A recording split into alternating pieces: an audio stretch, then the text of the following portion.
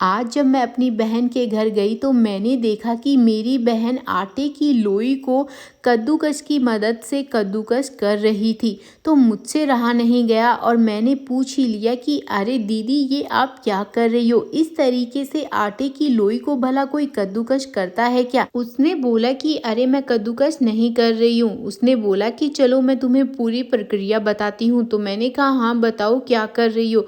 तो मैंने देखा कि उसने एक परात में आटा लिया, उसमें थोड़ा सा नमक डाला और थोड़ा सा उसने जो ऑयल होता है वो डाल दिया और इसी के साथ में इन सारी चीज़ों को जो है उसने अच्छे से मिक्स करना शुरू कर दिया।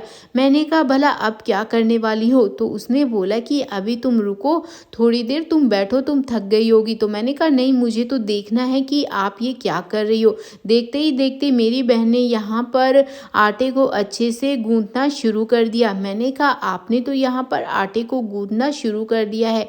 तो उसने बोला कि हाँ, हमें आटा ही गूंथना है।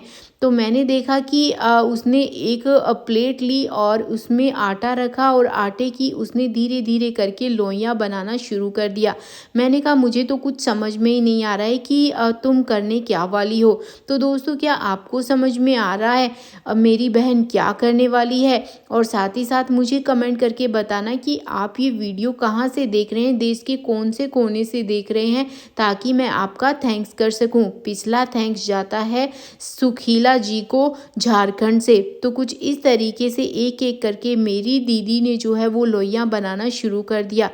और मैंने पूछा कि अरे अब तो बता दो कि इसका करना क्या है? तो उसने बोला कि बस एक बार मुझे इन सारी को जो लोई है ना उनको बना लेने दो, फिर मैं तुम लोगों को बताऊंगी कि इनका करना क्या है। तो मैंने कहा कि हाँ ठीक है, अब तो लोई भी बन चुकी है और ये अब आप कद्दूकस क्यों ले आई हो? इससे क्या होने वाला है? मुझे तो कुछ समझ में ही नहीं आ रहा है। तो उसने बताया कि ये जो बड़े वाले जो क्या बोलते हो यार आप लोग, मुझे नहीं समझ में आ रहा, इस पे है ना अच्छे से ऑयल लगा लेना है। मैंने कहा इन पे भला, इस पे कद्दूकस पे क्यों, इनकी जाली पे क्यों ऑयल लगाना है?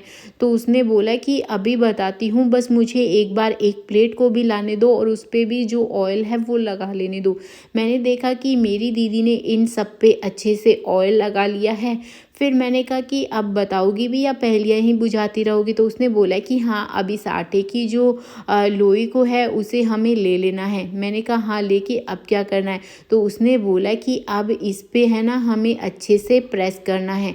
मैंने कहा प्रेस करने से भला क्या होगा? तो उसने बोला कि तुम रुको, अभी देखना, मैं सारी चीज़ें तुम्हें अभी ही दिखा दूंगी और तुम खुद ही समझ जाओगी। तो मैंने देखा कि उसने आटे की जो लोई जो ली थी उसको अच्छे से प्रेस किया और इसी के साथ में मैंने देखा कि उस पे बहुत ही अच्छा सा और सुंदर सा डिज़ाइन बन गया। मैंने कहा कि हाँ, इससे क्या होगा? तो उसने बोला कि इससे ये होगा कि ये जब भी हम पूड़ियाँ बनाएंगे तो एक तो ये बहुत ही जल्दी से बन जाएगी, दूसरे ये जो डिज़ाइन वाली पूड़ियाँ होती है ना वो बच्चों को बहुत ही ज़्यादा पसंद आती, तो बच्चे बिना नाटक करे ही आराम से खा लेंगे।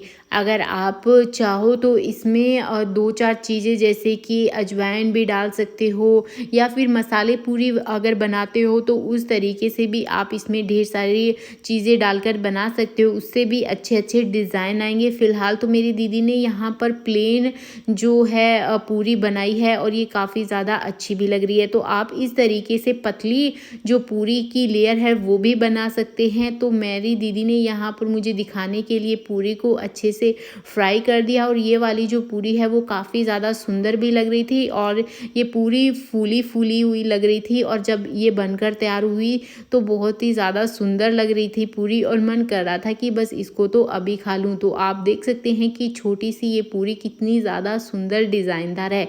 तो आपको आज का ये वीडियो कैसा लगा मुझे कमेंट करके ज़रूर बताना। मैं चलती हूँ, आज के इस वीडियो में इतना ही। अगर वीडियो पसंद आए तो ज़रूर शेयर करें और आप भी अपने घर पर इस तरीके से पूरी बना सकते हैं। Bye bye.